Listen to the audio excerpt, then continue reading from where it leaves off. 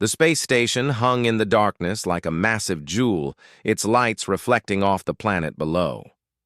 Commander Daniel Carter stood at the observation window, watching ships come and go from the docking ports. His daughter Sophie pressed her face against the glass beside him, her eyes wide with wonder. "Dad, look at that one," Sophie said, pointing at a sleek alien vessel with curved wings. "It looks like a butterfly." Daniel smiled and put his hand on her shoulder. "That's a Vexian transport. They come from a planet with huge cities built in the clouds." Sophie was 8 years old, small for her age, with dark hair pulled back in a ponytail. She wore a simple blue dress that her mother had made before the accident 6 months ago. Daniel had not wanted to bring her on this diplomatic mission, but there was no one left at home to watch her. His parents were too old, and his sister lived too far away. Ambassador Lawrence Griffin approached them, his formal uniform crisp and perfect. He was a tall man with gray hair and a tired face. He had been negotiating with alien species for 20 years. "Commander Carter," Griffin said quietly, "the Zalcarians have arrived. The reception begins in 1 hour." Daniel nodded. He looked down at Sophie. "You'll need to stay in the diplomatic suite during the meetings. I've arranged for you to watch educational programs about the different species." Sophie made a face, but nodded. She understood that her father had important work to do. The reception hall was enormous, with a ceiling that showed the stars above. Hundreds of beings from dozens of worlds moved through the space, talking in clusters. The air smelled of strange spices and unfamiliar foods. Daniel kept Sophie close to his side as they walked through the crowd. The Zalcarians stood in the center of the hall. They looked like giant insects, with hard shells that gleamed green and black under the lights. Their leader, Commander Krethval, towered over the other species. His compound eyes reflected the light in unnatural ways. "The humans arrive," Krethval said, his voice harsh and clicking. "How generous of you to grace us with your presence." Daniel felt the hostility in the words, but kept his face neutral. "Commander Krethval, we're honored to participate in these negotiations." Krethval's eyes fixed on Sophie. "You bring a larva to diplomatic functions? How very human, sentimental and foolish." Sophie pressed closer to her father's leg. Daniel's jaw tightened, but he forced himself to remain calm. "My daughter accompanies me due to personal circumstances. She will not interfere with our discussions." "Of course not," Krethval said, but something in his tone made Daniel's instincts scream a warning. The reception continued for another hour. Daniel tried to focus on conversations with other diplomats, but he could not shake the feeling that something was wrong. The Zalcarian soldiers positioned throughout the hall seemed too alert, too ready. Their hands rested too close to their weapons. Sophie tugged on his sleeve. "Dad, I'm tired. Can we go back to our room?" Daniel was about to agree when the light suddenly went out. Emergency systems activated, bathing the hall in red light. Screams erupted from multiple species as chaos broke loose. Zalcarian soldiers moved with coordinated precision. They had planned this. Energy barriers appeared at all the exits, trapping everyone inside. Daniel grabbed Sophie and pulled her behind a decorative pillar. "Stay down," he whispered urgently. "Don't make a sound." Sophie's eyes were huge with fear, but she nodded and pressed herself against the pillar. Krethval's voice boomed through the hall. "Attention all species! The Zalcarian collective is claiming this station. Humanity has expanded too far, too fast. Today, we correct this imbalance." Soldiers grabbed Ambassador Griffin and several other human diplomats, forcing them to their knees. Daniel watched helplessly from his hiding spot. If he revealed himself, Sophie would be in danger. "Where is Commander Carter?" Krethval demanded. "We know he is here, and we know he brought his spawn." Daniel's blood ran cold. This was not a random takeover. The Zalcarians had targeted him specifically. But why? "Commander Carter," Krethval continued, "you have 10 seconds to reveal yourself, or we begin executing diplomats. 10, 9, 8. Daniel looked at Sophie. Her small face was pale, tears running down her cheeks. He could not let innocent people die. But if he surrendered, what would happen to his daughter? 7, 6, 5. Daniel made his decision. He stepped out from behind the pillar, hands raised. "I'm here. Let the others go. This is between us." Krethval's mandibles spread in what might have been a smile. "How noble. But you misunderstand, Commander. This is not about you." Before Daniel could react, Zalcarian soldiers rushed past him to the pillar. Sophie tried to run, but they were too fast. Hard claws grabbed her, lifting her off the ground. She screamed, reaching for her father. "Sophie!" Daniel lunged forward, but energy weapons fired. The stun blasts hit him square in the chest, dropping him to his knees. His muscles locked, refusing to obey his commands. "Dad!" Sophie's scream cut through the hall. Krethval walked slowly to where Daniel knelt, paralyzed. "You humans pride yourselves on your protective nature, your bonds with your young. We have studied you carefully, Commander Carter. We know that threatening your offspring creates the greatest psychological damage." Daniel could barely speak through his locked jaw. "Why?" "Because humanity needs to learn its place," Krethval said. "You expand too quickly. You form alliances too easily. Other species listen to you. This must end. And what better way than to show the galaxy that humans cannot even protect their own larvae?" The Galactic Council representatives stood frozen around the hall. Some looked horrified, others merely uncomfortable. But none moved to intervene. "Council," Daniel managed to gasp. "You can't allow this." High Arbiter Velshon, a tall reptilian being, stepped forward. His voice was cold. "The Zalcarian Collective has significant military power. The Council cannot risk open conflict over one human child. We must consider the greater good." Daniel felt rage burning through the paralysis.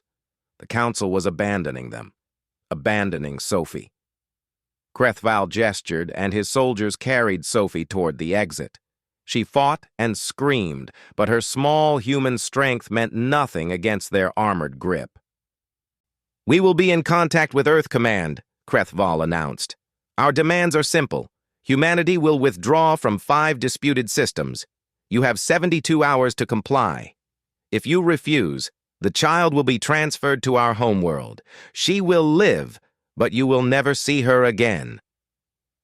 They activated a view screen, forcing Daniel to watch as they took Sophie to a detention cell. The room was stark and cold, built for beings much larger than a human child. They placed her in the center and attached restraints to her wrists and ankles. The chains were massive, made of reinforced alloy that gleamed dully under harsh lights. Sophie looked so small in that huge cell, chained like a prisoner. She was crying, calling for her father, but he could not reach her. Krethval leaned close to Daniel's face. "Watch your spawn, Commander. Watch and remember that humanity is not as strong as you believe. We will break your spirit before we break her body." The view screen continued to show Sophie as the Zalcarians released Daniel from the stun effect. He collapsed to the floor, his muscles slowly regaining function. Other humans rushed to help him, but Daniel's eyes never left the screen.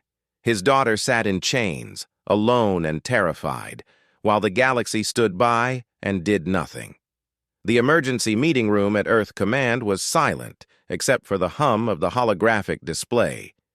Admiral Patricia Stone stood at the head of the table, her face grim as she reviewed the intelligence reports. Around her sat the heads of every major military and intelligence division. "The Galactic Council has officially declined to intervene," she said, her voice tight with controlled anger. "They cite concerns about escalating to full-scale conflict with the Zalcarian Collective." "They're cowards," someone muttered. Stone did not disagree, but she kept her focus. "We have 72 hours before the Zalcarians transfer the child to their homeworld. Once she's there, extraction becomes nearly impossible. Their planet is a fortress." General Marcus Webb leaned forward. "What about diplomatic channels? Trading the systems they want?" "We don't negotiate with hostage takers," Stone said firmly. "And even if we did, it would only encourage them to take more of our people. No, we need another option." "We have one option," said a voice from the back of the room. "We send in Honey Badger." Everyone turned. Colonel Frank Morrison stood in the doorway, having just arrived from the outer colonies. His uniform was dusty from travel, but his eyes were clear and determined. "Captain Hayes is currently on leave," Stone said carefully. "After the Kepler Station incident, we promised him time to recover." "With respect, Admiral, there's no one else who can do this," Morrison said, walking to the table. He pulled up a file on the holographic display.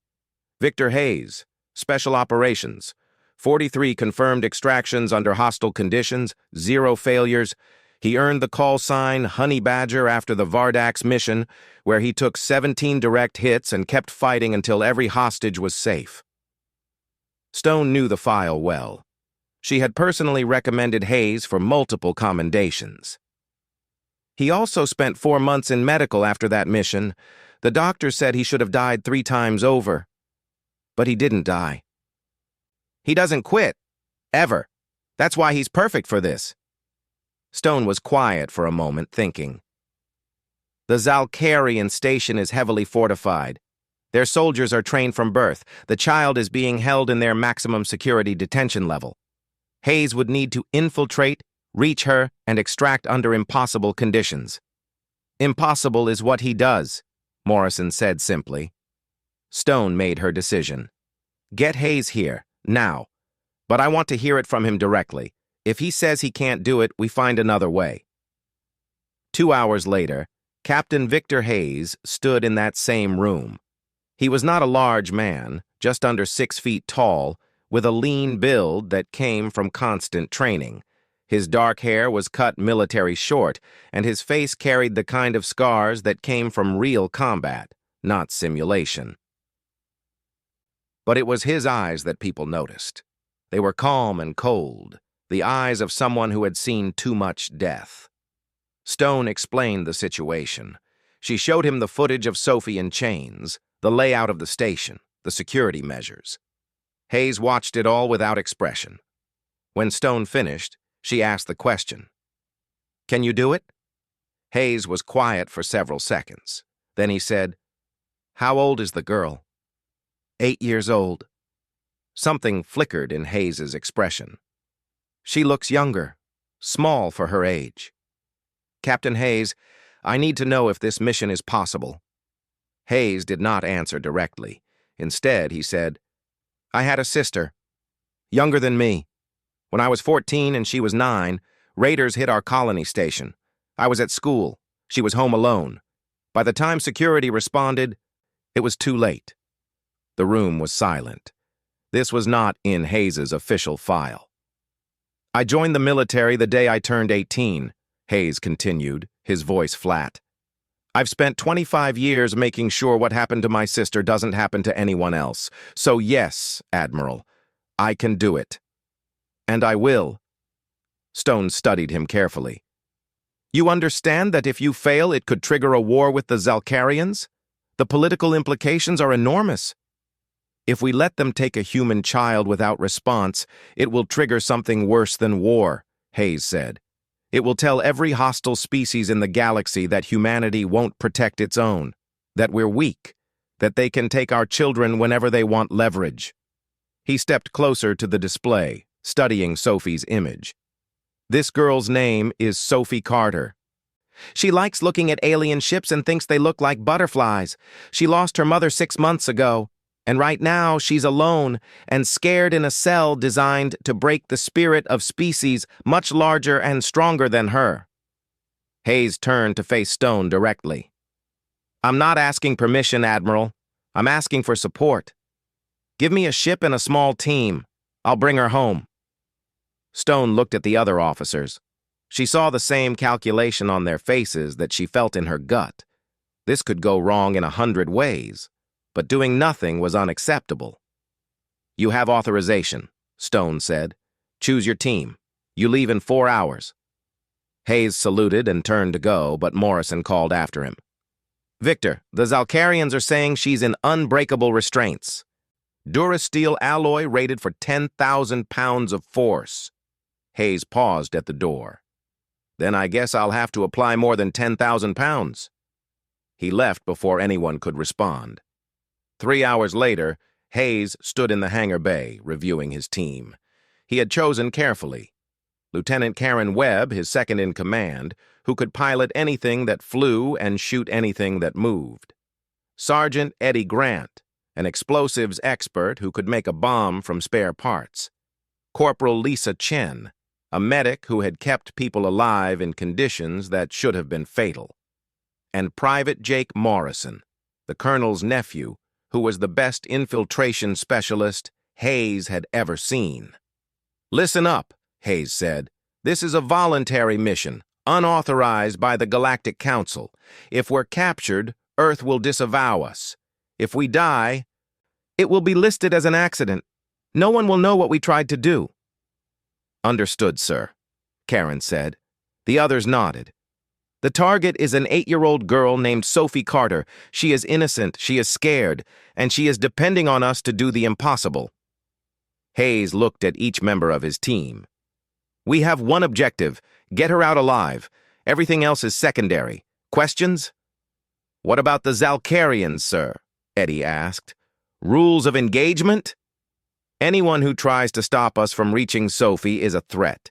Deal with them accordingly. But remember, we're not here to start a war. We're here for one child. Stay focused. How do we get past their security? Lisa asked. Hayes pulled up a schematic of the station. The Zalcarians upgraded their main security systems, but they overlooked the maintenance tunnels. They think they're too small for their soldiers to use, so they're barely monitored. Jake will lead us through them to the detention level. And once we're there, Karen asked, we improvise. Hayes looked at the holographic image of Sophie one more time. She was sitting in her cell, arms wrapped around her knees. The chains looked massive on her small frame. Commander Alan Price approached the group. He would be piloting the ship that would take them to the station and provide extraction if they succeeded. He was older than the rest of them, a veteran of the last major conflict. Ship's ready, Price said. Stealth systems are at maximum. We'll get you close, but you'll need to cover the last kilometer on foot. Or float, technically, since it's space. Understood, Hayes said. Price looked at the image of Sophie. My daughter is about that age. Bring her home, Victor. That's the plan. The team boarded their ship. As they prepared for launch, Hayes sat in the troop compartment, checking his equipment one final time. His armor was old and scarred from countless missions. His weapons were personalized, modified for his exact specifications. Everything was ready. Karen sat down beside him. You know the odds on this are terrible, right? I know. We might all die trying. I know that too. The stealth ship drifted through space like a shadow, its systems running at minimal power to avoid detection. Captain Alan Price kept his hands steady on the controls as they approached the Zalcarian station.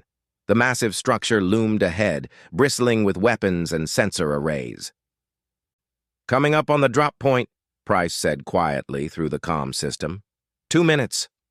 In the rear compartment, Victor Hayes and his team prepared their suits for vacuum exposure.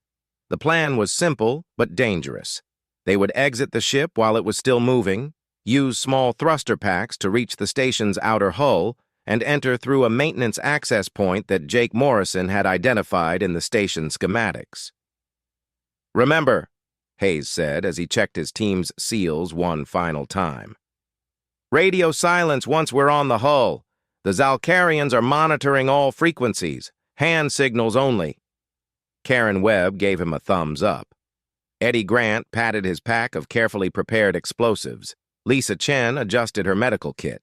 Jake Morrison was already at the airlock, his young face set with determination. 30 seconds, Price announced. Good hunting, Honey Badger. The airlock opened to the void. One by one, the team pushed off into space. Hayes went last, his eyes fixed on the station's surface. The thruster pack on his back gave small bursts of compressed gas, adjusting his trajectory. Around him, stars burned cold and distant. They landed on the hull with magnetic boots, engaging with soft clicks. Jake led them across the surface, moving carefully around sensor domes and antenna arrays. The station's outer skin was a patchwork of different materials, showing where the Zalcarians had added new sections over the years. Jake found the maintenance hatch exactly where the schematics showed it. He pulled out a cutting tool and began working on the lock. It took 3 minutes of careful work before the hatch opened with a hiss of equalizing pressure. The maintenance tunnel was cramped and dark. Hayes had to crawl on his hands and knees, his armor scraping against the walls. Behind him, his team followed in single file. They moved slowly, aware that any loud noise might alert security systems. The tunnel branched multiple times. Jake led them through the maze with confidence, checking a small display on his wrist that showed their position relative to the station's layout. They passed through sections filled with pipes and cables, places no Zalcarian soldier would ever patrol because they were too small for the insect species to navigate comfortably. After 20 minutes of crawling, they reached a junction point. Hayes held up his fist, signaling a halt. Through a ventilation grate, he could see into a corridor. 2 Zalcarian guards walked past, their mandibles clicking as they communicated in their own language. Hayes waited until they were gone, then carefully removed the grate. He dropped down into the corridor, weapon ready. The team followed quickly. They were now inside the station proper, in a maintenance area that serviced the detention level. Jake pointed to a junction box on the wall. Eddie moved to it and opened the panel, revealing a mass of circuits and power conduits. He attached a small device to the main power line. It would create diversions throughout the station at specific times, drawing guards away from Sophie's location. They moved deeper into the station. Every corner was a potential threat. Every sound made Hayes's finger tighten on his weapon trigger, but they encountered no one.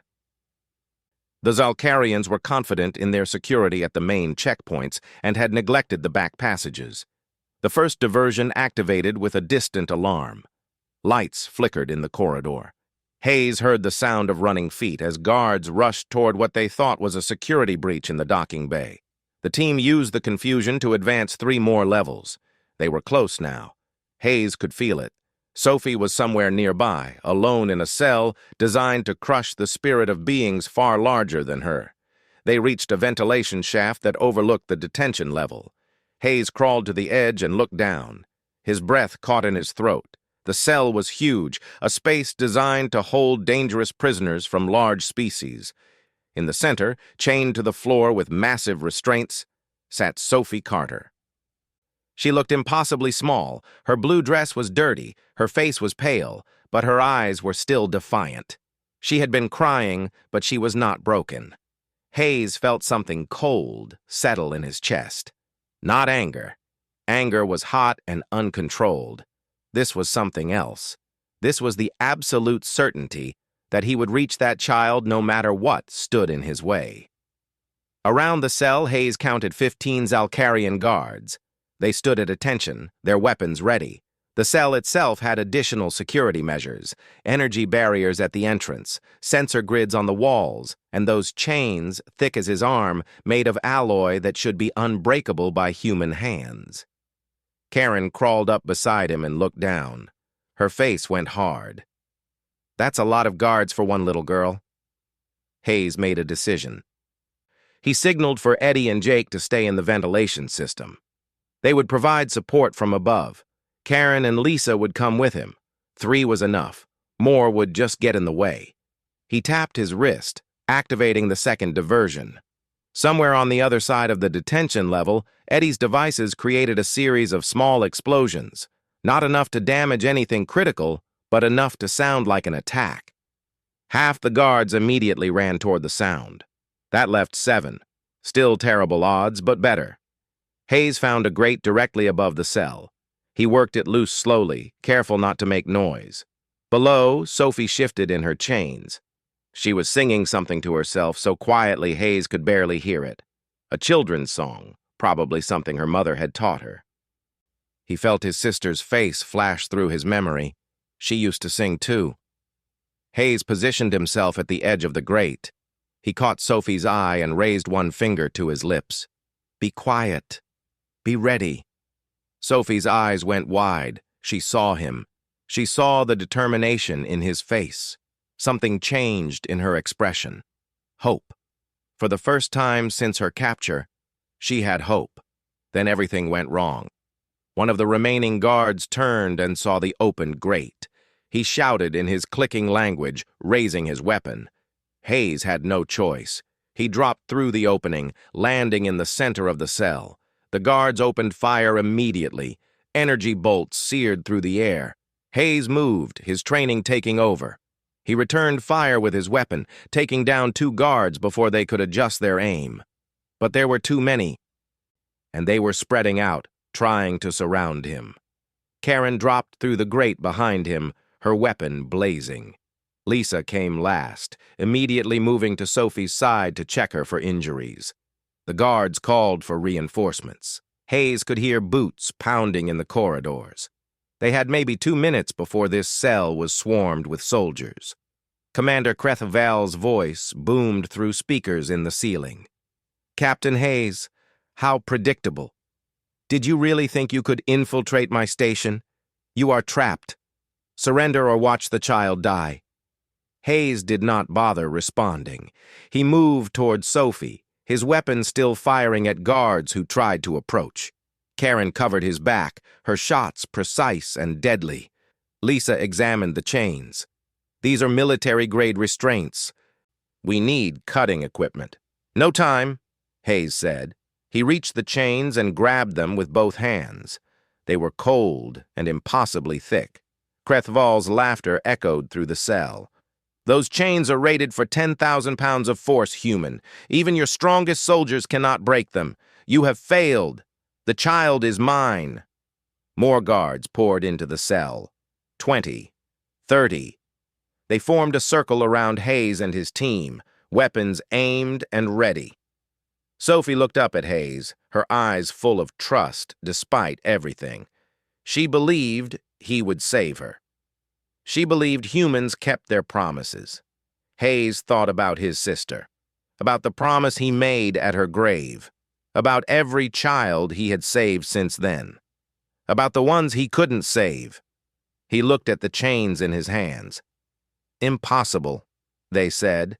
"No human could break them." But Hayes was not concerned with what was possible. He was concerned with what was necessary. He met Krethval's eyes through the cameras he knew were watching. Then he tightened his grip on the chains and began to pull. The metal groaned under the pressure. The guards froze, their mandibles spreading in shock. This should not be happening. Hayes pulled harder. Pain shot through his hands as the rough metal cut into his flesh. Blood began to run down his wrists, but he did not stop. Could not stop. Sophie watched him with wide eyes. "You came for me?" she whispered. The sound of breaking metal echoed through the detention cell like thunder. For a moment, everyone froze. The Zalkarian guards, trained from birth for combat, stared at the broken chain link in disbelief. Their mandibles clicked rapidly in confusion and alarm. Commander Krethval's voice came through the speakers, no longer mocking. "All units to detention. Lethal force authorized. Kill them all." Victor Hayes did not pause. His hands were bleeding, the rough metal having torn through his gloves and into his flesh. But pain was irrelevant. Sophie Carter sat in front of him, still chained by 3 more restraints. Her eyes were locked on his face, watching him with a mixture of awe and hope. "Hold still," Hayes said quietly. He moved to the next chain, the one binding her left ankle. The guards recovered from their shock. Energy weapons fired, filling the air with searing bolts of light. Karen Webb placed herself between Hayes and the shooters, her own weapon blazing. She dropped 3 guards in rapid succession, but more kept coming through the doorway. "Eddie, we need cover!" Karen shouted into her comm. Above them, in the ventilation shaft, Eddie Grant activated another set of charges. Explosions ripped through the corridors outside the cell, collapsing part of the ceiling and creating a barrier of debris that slowed the reinforcements. Hayes gripped the second chain. His muscles screamed in protest. The first chain had taken everything he had. His body was telling him to stop, to rest. But his mind was louder. His mind remembered his sister's face. His mind remembered every child he had saved. His mind remembered the promise. He pulled. The guards switched their weapons to maximum setting, no longer trying to stun, trying to kill. A bolt struck Hayes in the shoulder, burning through his armor. He grunted but did not let go of the chain, could not let go. Lisa Chen moved to his side, her medical scanner out. "Victor, your vitals are critical. Your heart rate is dangerous. You need to stop." "Can't stop," Hayes said. His voice was strained, barely recognizable. "Not until she's free." Another bolt hit him in the back. His armor absorbed most of it, but the heat made him gasp. Karen was firing constantly now, her ammunition running low. Jake Morrison dropped from the ventilation shaft, landing among the guards with his knife flashing. He moved like water, fast and impossible to pin down. The second chain groaned, bent. Sophie watched with her hand over her mouth, tears streaming down her face. Not tears of fear anymore, tears of something else. Understanding, perhaps, of what this man was sacrificing for her. The chain broke, 2 down, 2 to go. Krethval appeared in the doorway, surrounded by his personal guard unit. 20 more soldiers, the best the Zalcarians had. He pointed one clawed appendage at Hayes. "You will die here, human. Your stubbornness means nothing. Those chains are forged from the strongest alloy in the galaxy." Hayes met Krethval's compound eyes. Blood ran freely from his hands now, pooling on the floor. His shoulder was burned. His back was burned. His muscles were tearing themselves apart from the strain. But his face showed no pain, only determination. "You made a mistake," Hayes said. His voice was rough but clear. "You put a human child in chains. You gave us a reason to show you what we really are." He grabbed the third chain. This one bound Sophie's right wrist. It was thicker than the others, reinforced with additional layers. The main restraint. Krethval had designed it to be unbreakable. The personal guard opened fire. Energy bolts came from every direction. Karen went down, hit in the leg. She kept shooting from the ground, her face twisted in pain, but her aim still true. Jake was fighting hand-to-hand with 3 guards, his knife finding gaps in their armor. Eddie threw his last grenades, creating explosions that rocked the cell. Lisa dragged Karen to cover behind an overturned bench. She worked frantically to stop the bleeding, her hands steady despite the chaos. Hayes pulled on the third chain. His vision was starting to blur. His hands were slick with blood, making it hard to grip. He could feel his strength failing. The human body had limits, physics had limits, biology had limits, but determination did not. He thought about Sophie's file. 8 years old. Lost her mother 6 months ago, liked to look at alien ships and thought they looked like butterflies. A child who sang quietly to herself when she was scared. A child who deserved to grow up safe. He thought about his sister. 9 years old when she died. Alone and terrified. He had not been there to save her, but he was here now. He was here for Sophie. Hayes roared, a sound that was barely human anymore. Pure will made audible. His muscles burned like fire. Something in his shoulder tore, sending agony through his entire arm. But he pulled. The third chain resisted. It was stronger than the others, designed to hold, to never break. A bolt hit Hayes in the chest, punching through his armor. He could taste blood in his mouth. His legs were shaking, barely holding him upright. Karen was shouting something, but he could not hear her over the roaring in his ears. Sophie reached out with her free hand and touched his arm. Just a light touch, a child's small fingers on his blood-slicked armor. "Please don't die," she whispered. "My dad already lost my mom. He can't lose me too." Something in Hayes's chest that was not his injury tightened. This child, even now, was thinking about her father, about not causing him more pain. Hayes looked into Sophie's eyes. "I'm not going to die," he said, "and neither are you. I promise." He pulled with everything he had left, with strength that should not exist, with determination that transcended the physical, with the absolute refusal to fail that had earned him the name Honey Badger. The third chain shattered. One left. Krethval was screaming orders now, his composure completely gone. "Stop him! How is he doing this? Stop him!" The last chain bound Sophie's left wrist. It was smaller than the others, but still rated far beyond human strength to break. Hayes reached for it, but his hands would barely close. He had pushed too far. His body was shutting down. Sophie looked at the chain, then at Hayes. "You've done enough," she said. "You can rest. I'll be okay." Hayes shook his head slowly. "Not until you're free, all the way free." Karen crawled across the floor, using her weapon as a crutch. She was pale from blood loss, but her eyes were fierce. "Victor, let me help. We'll break it together." "No," Hayes said. "Keep them off us. Just a few more seconds." He grabbed the final chain with both hands. His vision was fading at the edges. He could feel his heart struggling, beating irregularly.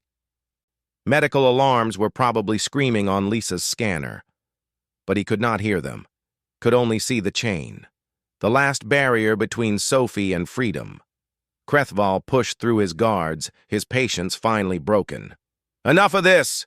He raised his own weapon, a massive energy cannon designed to punch through armored vehicles. "I will kill you both and accept the consequences." Jake intercepted him, driving his knife deep into the joint of Krethval's armor. The commander shrieked, backhanding Jake across the cell, but it bought Hayes the seconds he needed. He pulled on the final chain. There was no strength left in his muscles, no reserve of energy to draw from. But there was something else, something that went beyond the physical, the promise he had made, the oath he had sworn, the simple, absolute refusal to let this child remain in chains. His sister's face flashed through his mind one last time. Then it faded, replaced by Sophie's face. Alive, hopeful, trusting him. The chain resisted, then groaned, then bent, then broke. Sophie was free.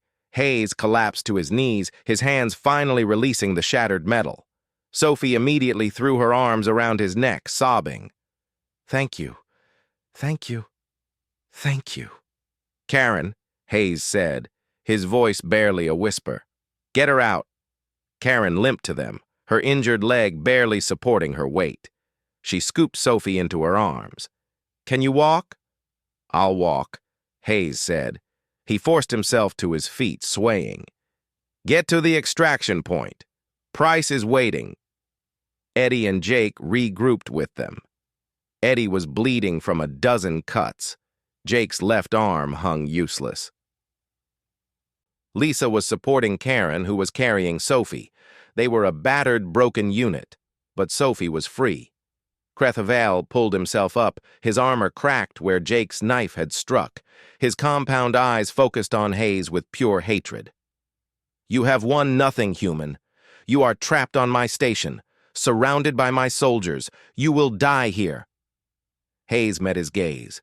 When he spoke, his voice was steady despite his injuries. "Maybe, but she won't, and that's all that matters." He raised his weapon, buying time for his team to escape. "Go!" he shouted. "Now!" Karen hesitated. "Victor, we can't leave you." "That's an order, Lieutenant. Get Sophie home.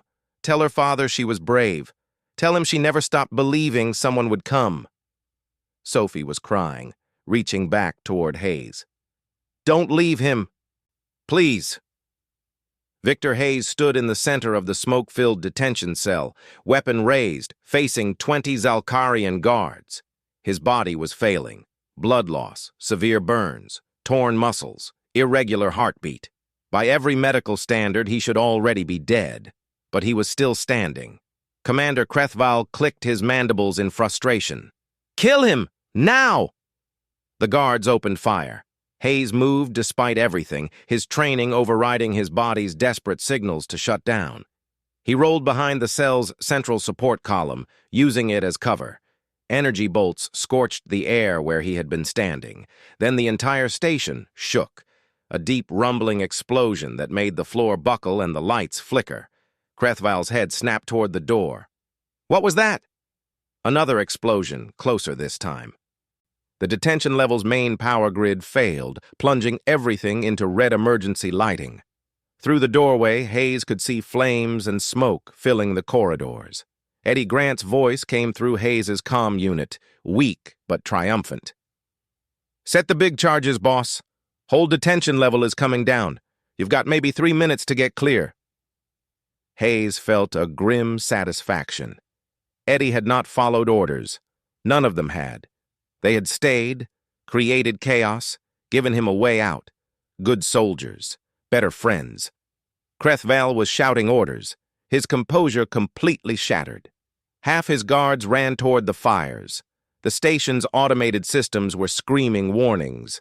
Structural integrity compromised. Evacuate immediately. Hayes used the confusion to move. Every step was agony, but he had moved through worse. He made it to the doorway, firing his last rounds to keep the remaining guards back. Then his weapon clicked empty. He dropped it and ran. The corridors were chaos. Zalkarian soldiers rushing in every direction. Automated fire suppression systems spraying foam that made the floor slippery. Alarms blaring. Hayes moved through it all like a ghost, staying to the shadows, using the panic as cover. His comm crackled. "Victor, this is Price. Your team is aboard. Sophie is secure. But we have a problem. The Zalkarians activated the station's defense grid. Nothing gets in or out until they shut it down. We're trapped." Hayes kept moving, his mind working despite the pain. The defense grid. He had seen the control center on the schematics. 3 levels up, heavily guarded. Impossible to reach under normal circumstances. But these were not normal circumstances. "Give me 10 minutes, Hayes said into the comm. "Be ready to move the second the grid drops." "Victor, you can barely walk. You can't fight your way through 3 levels of guards." "Watch me." Hayes found an emergency ladder and climbed. His hands could barely grip the rungs. Blood from his wounds left a trail on the metal. But he climbed. The first level up was filled with soldiers rushing toward the fires. Hayes slipped past them, using maintenance passages and service corridors. A guard spotted him and raised the alarm. Hayes took the guard's weapon and kept moving. The second level was worse. The Zalkarians were organizing, setting up defensive positions. Hayes could not go around them, so he went through. He attacked from an unexpected angle.